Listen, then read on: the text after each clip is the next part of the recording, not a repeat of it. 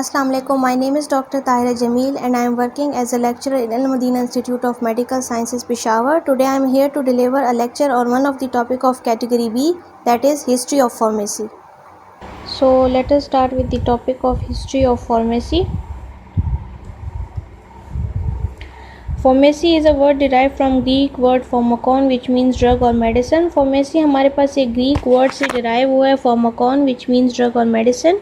Pharmacy is a branch of medical science that deals with the study of discovery, development, synthesis, manufacturing, quality assurance, distribution, regulating of fair clinical uses and marketing patterns of the drug. Pharmacy हमारे पास एक medical science की branch है जिसमें आप drug discovery के बारे में study करते हैं, उसकी डेवलपमेंट के बारे में, सिंथेसिस के बारे में, मैन्युफैक्चरिंग के बारे में, क्वालिटी एश्योरेंस के बारे में, क्वालिटी कंट्रोल के बारे में। तो डिफरेंट चीज़ें हैं जिसके बारे में आप डिटेल स्टडी करते हैं, तो उस फील्ड को आप क्या कहेंगे? Pharmacy. Pharmacy is a health profession that links health sciences with chemical sciences and aims to ensure the safe and effective use of pharmaceutical drugs. Pharmacy हमारे पास एक health profession है जो कि health sciences और chemical sciences को आपस में link करता है, और इसमें आप ये भी चेक करते हैं कि आपकी जो pharmaceutical drugs हैं वो patient easily, safely और effectively यूज़ कर रहे हैं या नहीं. Interest in medicines has been almost universal and constant since the beginning of man. The Muslim scientists play a significant role in the discovery, development, formulation, manufacturing and the uses of drug in according with the specific diseases.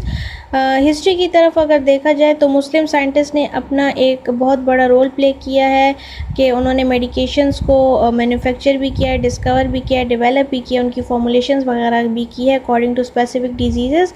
तो कुछ ऐसे मुस्लिम scientist हैं जिन्होंने बहुत ज़्यादा contribute किया हुआ है to the field of pharmacy.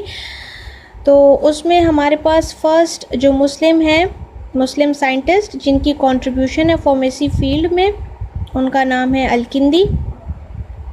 Al-Kindi was a great Muslim philosopher, scientist, physician and psychologist. Al-Kindi हमारे पास एक मुस्लिम philosopher थे, scientist थे, physician थे और psychologist थे. He played a significant role in the development of many branches of sciences, that is pharmaceutical chemistry, medicine, psychology and cosmetics.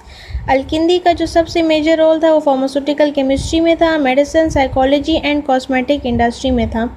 His notable work includes Al-Kindi was the first person who used music for the treatment of psychological problems. He was the first person जिन्होंने music का use करके psychological problems की treatment start की थी. He described the isolation separation process of alcohol to form pure wine. उन्होंने alcohol की separation और isolation process को भी describe करवाया था ताकि pure wine बन सके. He described in detail regarding the formulation of cosmetics. Cosmetics की भी formulation को उन्होंने describe किया था. He describe the term epilepsy को भी उन्होंने डिस्क्राइब किया था जो कि एक साइकोलॉजिकल डिसऑर्डर है. He describe how to make perfumes की मैन्युफैक्चरिंग और उसको बनाने का तरीका भी उन्होंने डिस्क्राइब किया था. Then Ibn al-Nafis was the one of the greatest physician, anatomist, physiologist, sociologist, pharmacologist and Islamic scholar of his time. He was renowned for the following work. He was first person who described the pulmonary circulation, capillary and coronary circulation.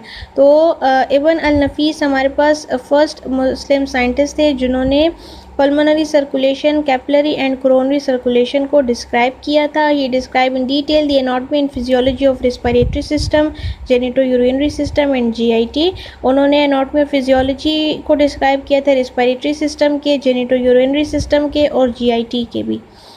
Gastrointestinal track की भी उन्होंने anatomy और physiology को describe किया था. He was the first person who writes about the pulse rate. उन्होंने pulse rate को भी लिखना सिखाया था. He has work in the development of over 100 drugs. उन्होंने 100 ड्रग्स की डेवलपमेंट भी की है. तो इनका भी ग्रेट कंट्रीब्यूशन है in the field of pharmacy. और ये हमारे पास एनाटॉमिस्ट भी थे, फिजियोलॉजिस्ट भी थे.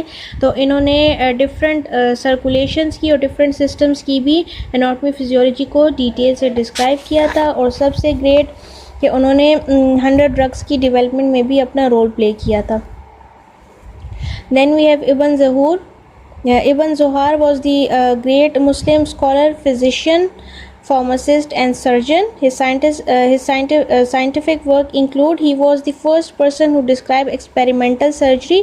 So he was considering being the father of experimental surgery. उन्होंने एक्सपेरिमेंटल सर्जरी को फर्स्ट टाइम डिस्क्राइब किया था, जिसकी बेसिस पे उनको फादर ऑफ एक्सपेरिमेंटल सर्जरी भी कहा जाता है. He firstly describe the procedure of dissection. उन्होंने डाइसेक्शन के प्रोसीजर को भी डिस्क्राइब किया था. He has done remarkable work and contribution to subject neuropharmacology. Neuropharmacology को भी उन्होंने उसमें काम किया था, उसमें अपनी कॉन्ट्रीब्यूशन दी थी. Ibn Zuhr was the first person who describe the use of inhaled anaesthetic.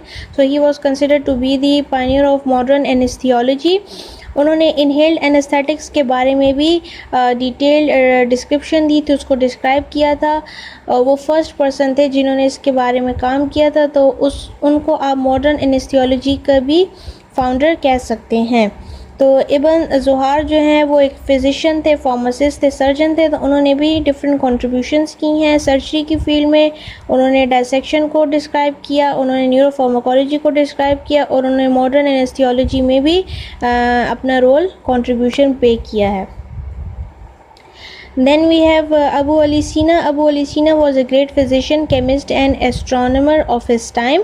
His book The Canon of Medicine was used a textbook of medicine for many years. उन्होंने एक बुक लिखी थी The Canon of Medicines, जिसमें हमारे पास जो कि as a text book बहुत सालों तक यूज़ होती रही है, जिसमें हमारे पास मेडिसिन्स की डिटेल डिस्क्रिप्शन थी. His most famous scientific work include he was the first person who describe steam distillation. वो फर्स्ट पर्सन थे जिन्होंने स्टीम डिस्टिलेशन को डिस्क्राइब किया था.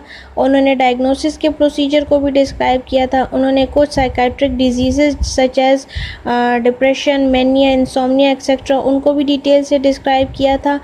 And he was the first person who describe the paralysis in detail. उन्होंने paralysis को भी describe किया था. उन्होंने कुछ डिसऑर्डर्स जैसे कि डिप्रेशन, मैनिया, इंसोम्निया को भी डिस्क्राइब किया था डिटेल में, जो कि सारी साइकेट्रिक डिजीज़ हैं.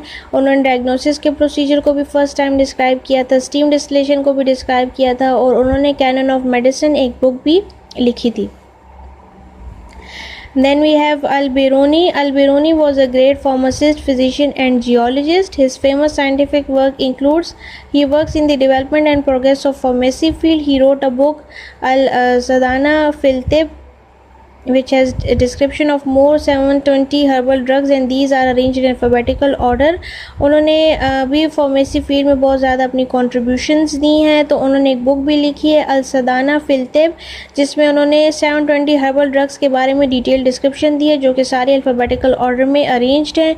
He also describe regarding the active constituents of drug. उन्होंने एक्टिव कॉन्स्टिट्यूएंट्स ऑफ ड्रग्स जो कि आप क्रूड ड्रग से एक्सट्रैक्ट करते हैं उसके भी बारे में डिटेल डिस्क्रिप्शन उन्होंने प्रोवाइड की थी. और सबसे मेजर कंट्रीब्यूशन कि उन्होंने अल-सदना फिल तिब बुक लिखा था, जिसमें 720 हर्बल ड्रग्स की डिटेल डिस्क्रिप्शन मेंशन्ड है. Then last we have Jabir bin Hayyan. Jabir bin Hayyan was one of the greatest scientists, chemists and geologists of his time. He was born in Iran. He was the first scientist who introduced experimentation in chemistry. हमारे पास Jabir bin Hayyan chemist थे, geologist थे और एक greatest scientist भी थे. उनका scientific work था he was the first person who introduce the practical importance of chemistry which then led to the era of industrialisation.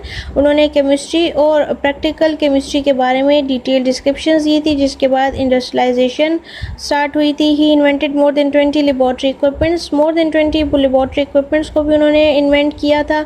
He firstly describe the process of distillation and crystallization. Distillation और crystallization के processes को भी उन्होंने describe किया था, जो कि pharmaceutical industry में आप यूज़ करते हैं.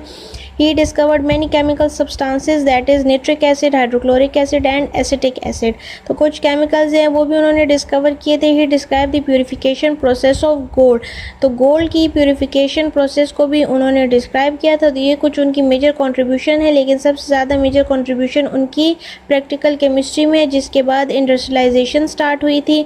20 लेबॉर्ट्री इक्विपमेंट्स उन्होंने इन्वेंट किए थे. डिस्टिलेशन और क्रिस्टलाइजेशन का प्रोसेस भी उन्होंने डिस्क्राइब किया था. कुछ केमिकल सब्सटेंसेस को भी उन्होंने डिस्कवर किया था और गोल्ड की प्यूरिफिकेशन प्रोसेस को भी उन्होंने डिटेल से डिस्क्राइब किया था। तो ये कुछ ग्रेट साइंटिस्ट है जिनका फार्मेसी फील्ड में बहुत बड़ा रोल है। उन्होंने बहुत ज़्यादा कॉन्ट्रीब्यूशंस किए, कुछ बुक्स लिख के और कुछ इन्वेंशंस करके। तो उसमें आते हैं जाबिर बिन हयान, अल-बेरूनी, अबू अली सीना, इब्न ज़ुहार, इब्न अल-नफ़ीस एंड अल-किंदी। तो ये कुछ कंट्रीब्यूटर्स हैं, मुस्लिम साइंटिस्ट हैं जिन्होंने फार्मेसी की फील्ड में बहुत ज़्यादा कंट्रीब्यूट किया है और इन्हीं की बदौलत आज हम फार्मेसी फील्ड को स्टडी करते हैं। इनकी कंट्रीब्यूशंस की वजह से फार्मेसी फील्ड आज आगे है। तो ये कुछ हमारे पास फ़िलासफ़र्स थे, साइंटिस्ट थे, फिज़िशियन थे, साइकोलॉजिस्ट थे। तो इनकी हर फील्ड में बहुत ज़्यादा कंट्रीब्यूशंस है और फार्मेसी में भी उनकी कंट्रीब्यूशंस ज़्यादा हैं। होप सो आज का टॉपिक आपको क्लियर हो गया होगा। किसी का भी कोई भी क्वेश्चन हो तो वो कमेंट सेक्शन में कमेंट कर सकते हैं।